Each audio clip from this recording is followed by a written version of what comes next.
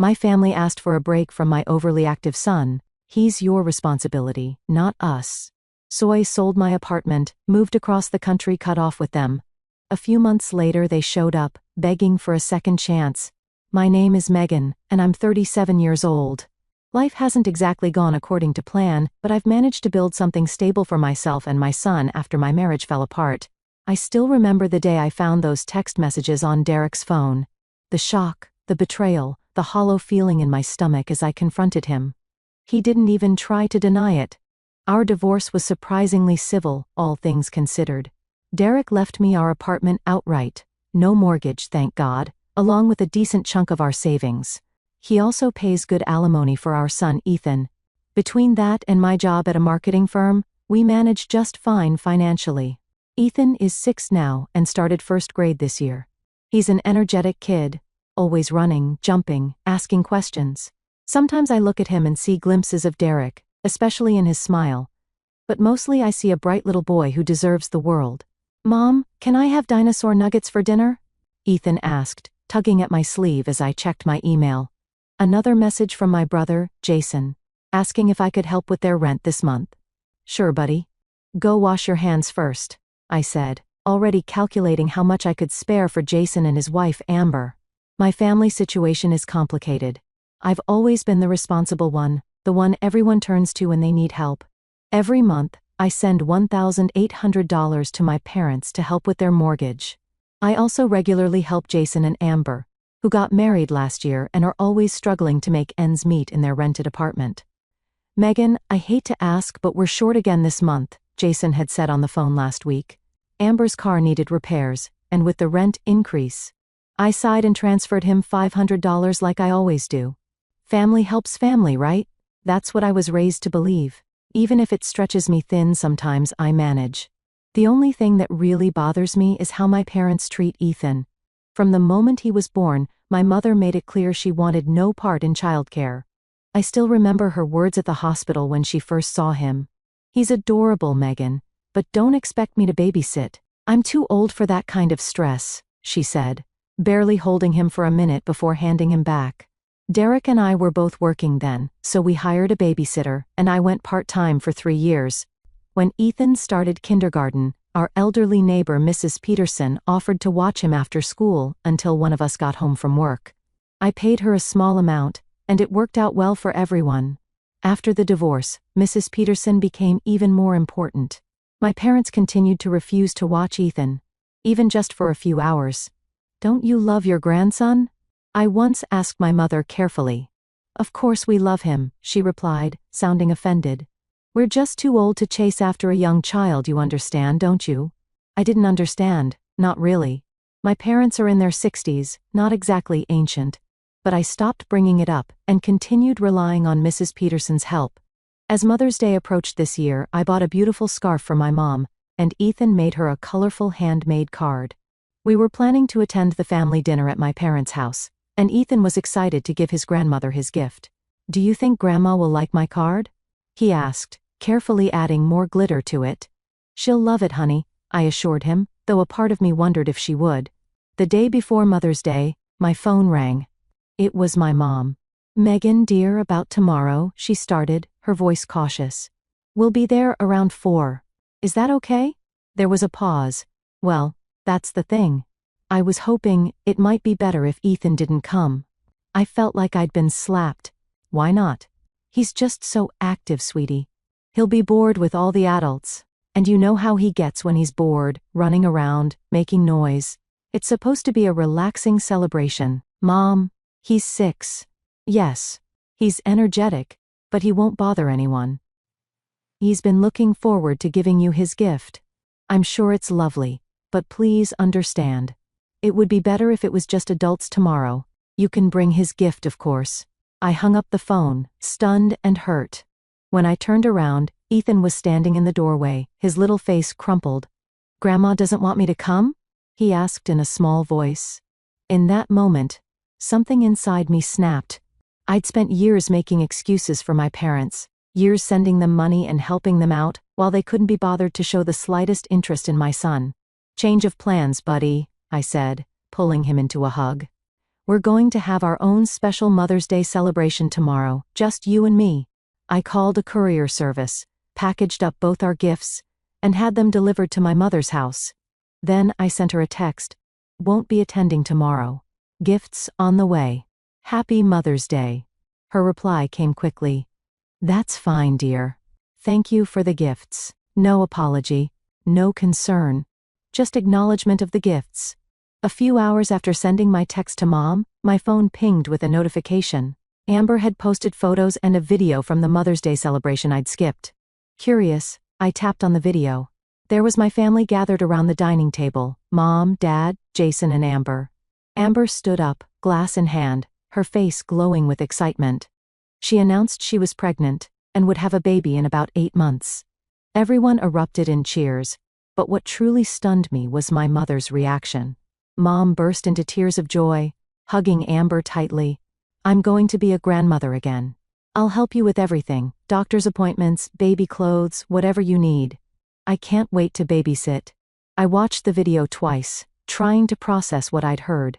This was the same woman who had told me she was too old to look after Ethan, who had never once offered to babysit for me, who had literally banned my son from her Mother's Day celebration, yet here she was, volunteering to help with a baby that wasn't even born yet. The unfairness of it burned in my throat. I closed the app and put my phone away, determined not to let it ruin the day with Ethan. We made pancakes together, went to the park, and watched his favorite movies. He didn't mention his grandmother again, and I was grateful for that small mercy. In the weeks that followed, I distanced myself from my parents without making a big announcement about it. I still sent their monthly mortgage payment and helped Jason when he asked, but I made excuses to avoid family gatherings. Nobody seemed to notice my absence much. They only called when they needed something. The property tax bill is higher this year, Mom would say, not even bothering with hello, or Jason would text, can you spot us for the security deposit on a new apartment? We'll pay you back. I always came through, even though the constant requests were becoming more stressful. Summer turned to fall, and fall gave way to winter. Mrs. Peterson, my elderly neighbor who'd been helping with Ethan after school, announced she would be visiting her daughter for a month. I arranged with my boss to work half shifts so I could pick up Ethan myself. Then disaster struck. I was rushing to a meeting one icy December morning when I slipped on some black ice outside my building. The pain was immediate and blinding. A passing couple helped me, calling an ambulance when it became clear I couldn't stand. At the hospital, the doctor confirmed what I'd feared: a broken leg that would need a cast for at least 6 weeks. As I lay in the hospital bed, my thoughts immediately went to Ethan. He was at school now, expecting me to pick him up in a few hours. With Mrs. Peterson away and me unable to drive, I had no choice but to call my parents. Mom, I need your help, I began, explaining the situation. The silence on the other end of the line spoke volumes. Finally, she responded with obvious reluctance. Have you called that neighbor of yours? She's out of town, Mom. I wouldn't ask if I had any other option.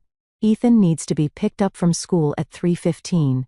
After more sighing and muttering, she agreed to pick him up and stay at my apartment until I got home. The relief I felt was tempered by her obvious annoyance. A friend drove me home from the hospital later that evening. I hobbled into my apartment on crutches to find Ethan playing a video game while my mother sat on the couch, scrolling through her phone with a sour expression.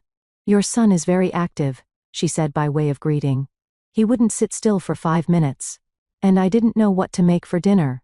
I noticed there were no dishes in the sink, no sign that she'd attempted to feed either of them. Thanks for staying with him, Mom. She was already gathering her coat and purse. I need to get home. Your father is waiting dinner on me. She left without offering to help further, without asking if I needed anything, without even saying goodbye to Ethan. After ordering delivery for dinner, I called my boss to explain the situation. He was understanding, agreeing I could work from home when possible. But there was still the issue of getting Ethan to and from school every day. The next morning, I swallowed my pride and called my mother again. Mom, I hate to ask, but I really need your help. Is there any way you could take Ethan to school and pick him up for the next month? Just until I can drive again? Her response was immediate and harsh. Absolutely not, Megan. I am not a chauffeur or a babysitter. You have money. Hire someone. Mom, please, I'm in a really tough spot here. And that's not my problem. she interrupted. You chose to have a child. He's your responsibility, not mine. After she hung up, I sat in stunned silence. I'd been sending her $1,800 every month for years, helping her pay her mortgage, never asking for anything in return except this one time when I genuinely needed help. With trembling fingers, I called Jason, hoping my brother might offer some assistance. Maybe Amber could help since she was on vacation. Jason, I'm in a bind. I broke my leg, and I need someone to take Ethan to and from school for a few weeks. I know Amber's off work. That's not going to work, Meg. He cut me off. Amber's resting, because of the baby. Before I could respond, I heard rustling, and then Amber's voice came on the line. Megan, I'm 5 months pregnant. I need to take care of myself right now. We're also leaving for our baby moon vacation in 2 days. I can't be running around after your kid. The call ended, and I sat there, crutches propped against the wall, feeling more alone than I had since my divorce. For years I'd been the family bank, the reliable one, the one who never said no, and now, when I needed them most, they couldn't spare even a moment to help me. That afternoon, I called my friend Lisa and explained my situation through tears of frustration. I don't know what to do about Ethan's school. I can't drive with this cast. Lisa was quiet for a moment. I know someone who might be able to help. Her name is Valerie. She's a retired teacher who does childcare part-time. Let me text you her number. Within an hour, Valerie was at my apartment. She was in her early 60s with kind eyes and a warm smile. Unlike my mother, she immediately connected with Ethan, asking him about school and his favorite subjects. They bonded over a shared love of dinosaurs while I watched, amazed at how easy she made it look. We worked out an arrangement. Valerie would take Ethan to school in the mornings and bring him home afterward. She'd stay with him until I finished my remote work for the day. The rate was steep, but I had little choice. After Valerie left, promising to return in the morning, I sat alone on my couch, my broken leg propped up on pillows. Something had shifted inside me. For years, I'd operated on the belief that family should help family. I drained my savings, stretched myself thin, all to support people who clearly didn't value me or my son. I reached for my phone and opened my banking app. With a few taps, I canceled the recurring $1,800 payment to my parents. Then I took a screenshot of the cancellation confirmation and sent it to my mother with a message. I will no longer be helping with your mortgage payments. I also won't be providing any more financial assistance to Jason and Amber. I've supported this family for years, and when I needed help for once, you all refused. This arrangement is over. I set my phone down, feeling both terrified and liberated. Within minutes, it began ringing. My mother, then my father, then Jason. I ignored them all. The text messages started flowing in, each more desperate and angry than the last. Megan, what is wrong with you? Our mortgage payment is due next week, my mother wrote. I'm so disappointed in you. This is not how we raised you to behave, came my father's message. Jason was more direct. What the hell, Megan? You're really going to do this to your own family? Amber's message was the most revealing. We've had to cancel our vacation because of you. Do you know how much I needed this trip before the baby comes? I turned off my phone and went to bed early, emotionally exhausted but strangely at peace. For the first time in years, I was putting myself and Ethan first. The next few days settled into a new routine. Valerie arrived each morning, cheerful and dependable. She took Ethan to school and brought him home, sometimes stopping for ice cream or a trip to the park. He seemed happier than I'd seen him in a long time, chattering about his day when I finished work. My family, meanwhile, escalated their campaign. I had dozens of missed calls and messages. I blocked their numbers, but they started calling from unknown numbers. My father even called my workplace, but my boss, now aware of my situation, refused to put him through. A week passed, then two. The date of my parents' mortgage payment came and went. I felt a twinge of guilt, quickly followed by resolve. They had options. They could downsize, get part-time jobs, or ask Jason to contribute for once. One afternoon, while I was on a video call with work, there was a loud pounding on my door. Ethan was at school with Valerie, so I muted my microphone and hobbled to check who it was. Through the peephole, I saw my parents, Jason and Amber, standing in the hallway looking furious. Megan, open this door right now. My father shouted, We know you're in there. I stepped back, heart racing. I'm not opening the door. I called through it. Please leave. You're being incredibly selfish, my mother hissed. We might lose our house because of you. And what about our baby? Amber chimed in, her voice cracking dramatically. Your own niece will grow up in poverty because you're being so heartless. I've supported this family for years, I replied, trying to keep my voice steady. I've sent you thousands of dollars every month while you couldn't even be bothered to look after Ethan for one afternoon. I'm done being used. Your son is difficult to handle, my mother snapped. He's too active, too demanding. Don't you dare blame this on a 6-year-old child, I interrupted, anger flaring hot in my chest. Ethan is a normal, energetic boy who you've never made any effort to know or love. And now I find out you're excited to babysit Amber's baby? The hypocrisy is astounding. They continued shouting and pounding on the door until I threatened to call the police. Eventually, they left. But not before promising this wasn't over. The harassment continued. They created new email addresses when I blocked the old ones. They sent messages through mutual friends. It was exhausting, and I began to wonder if I'd ever be free of them. The breaking point came a few weeks later. I was having lunch with my boss Martin, and venting about the ongoing situation. It's like they see me as nothing but an ATM, I said, picking at my salad. I don't think they're ever going to stop. Martin was quiet for a moment, then leaned forward. You know, we've been planning to open a branch office in Colorado. The team there needs someone with your experience to head up marketing. It would mean relocating, but it might be exactly what you and Ethan need right now, a fresh start. That night, after Ethan was asleep, I did some research on Boulder, Colorado. Beautiful mountains, outdoor activities, good schools, a vibrant community. The more I read, the more it felt like an escape hatch had opened up in the ceiling of my life. The next day, I contacted a realtor about selling my apartment. I decided to keep everything quiet, no announcements, no goodbyes to my family. As my leg healed and the cast came off, I focused on preparing for our new life. The apartment sold quickly, above asking price. I arranged for movers, enrolled Ethan in his new school, and found a temporary rental in Boulder until we could buy a place. 6 weeks after Martin's offer, Ethan and I boarded a plane to Colorado, leaving behind the only city he'd ever known. As we fastened our seatbelts, he looked at me with wide eyes. Are Grandma and Grandpa going to visit us in our new house? He asked innocently. I squeezed his hand. No, buddy.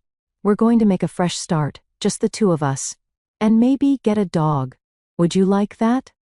His face lit up at the mention of a dog, and just like that, his grandparents were forgotten. As the plane took off, I felt a mixture of sadness and relief. I was leaving behind my entire support system, but also the people who had taken advantage of me for years. Our first few months in Boulder were like living in a different world. We settled into a nice rental apartment while I looked for a permanent home to buy. Ethan adapted quickly to his new school, making friends and thriving in the outdoorsy Colorado lifestyle. I threw myself into my new position, grateful for colleagues who knew nothing about my family drama. We got that dog I promised Ethan, a golden retriever rescue we named Rocky.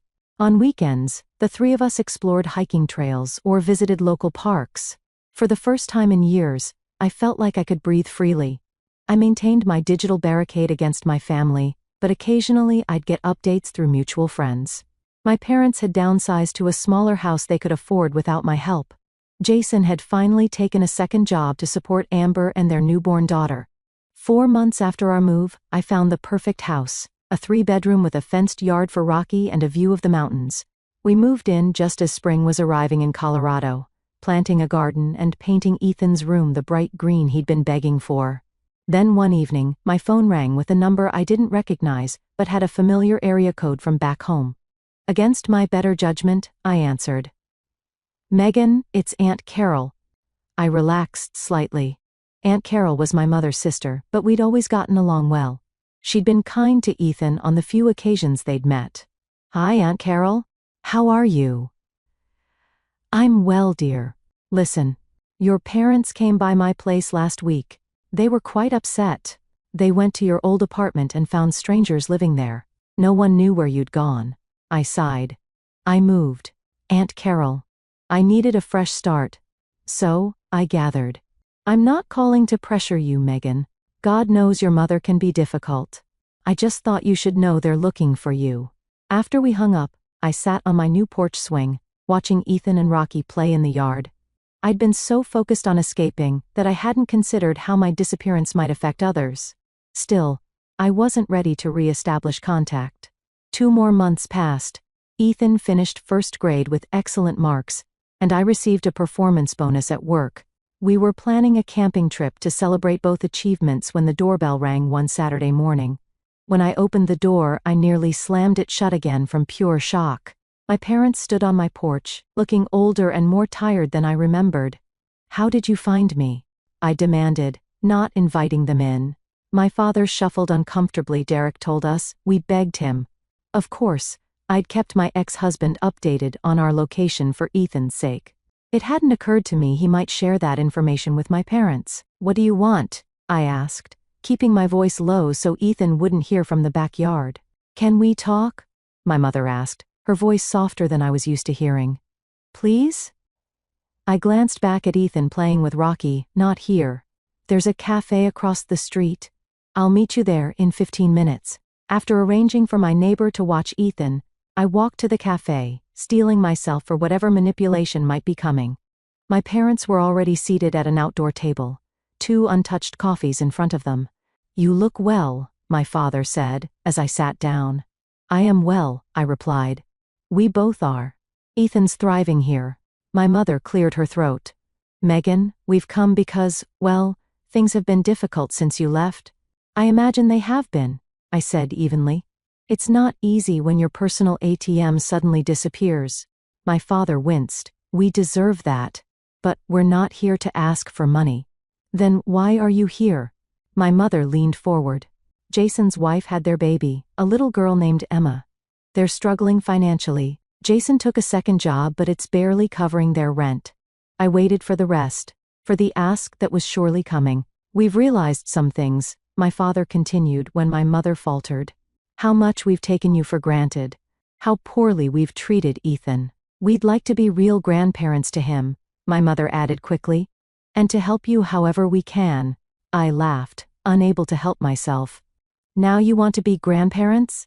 After years of rejecting him? After telling me he was too active, too difficult? Now that I've cut you off financially, suddenly you're interested in a relationship with my son?" "It's not like that," my mother protested. "It's exactly like that," I countered. "You're here because you need something from me. Maybe it's not money this time, maybe it's forgiveness, or absolution, or just the restoration of the family dynamic where I take care of everyone. But it's still about what you need, not what Ethan and I need." My father looked down at his coffee. "We've made mistakes, Megan." "Yes, you have. And I've made mine too, enabling you all these years, teaching you that you could treat me and my son with complete disregard, and still get my financial support." I stood up, suddenly tired of the conversation. "I'm not interested in rebuilding a relationship that was never healthy to begin with." "What about your brother?" my mother asked desperately. "His little girl, your niece? Jason made his choice when he refused to help me when I broke my leg. He and Amber made it clear where their priorities lie." I pushed my chair in. "I wish them well, but they're not my responsibility." "So that's it?" my father asked. "You're just cutting us out of your life forever?" I paused, considering the question seriously. I don't know what forever looks like. But right now, Ethan and I are happy. We're building a good life here. I'm not willing to risk that by letting you back in. Not when your only interest in us seems to coincide with what you need from me." I left them sitting there and walked back home, where Ethan greeted me with a gap-toothed smile and a new trick he'd taught Rocky. As I watched them play, I felt a sense of certainty settle over me. The guilt I'd carried about abandoning my family was finally lifting. 2 months have passed since that meeting. My parents returned home without further confrontation. Jason sent one angry email, which I deleted without responding. Occasionally, I wonder about my niece Emma, but then I remember all the birthdays and holidays when my parents couldn't be bothered to show interest in their grandson. Ethan asks about his grandparents less frequently now. Our life has developed new rhythms, new traditions. I've made friends at work, and Ethan has playdates with classmates. Sometimes I think about how strange it is that I had to move over 1,000 miles away to finally establish healthy boundaries. For now, I'm focusing on what's in front of me: my son, our dog, our home, my work. The family we've created for ourselves, small but solid. And for the first time in a very long time, that feels like enough.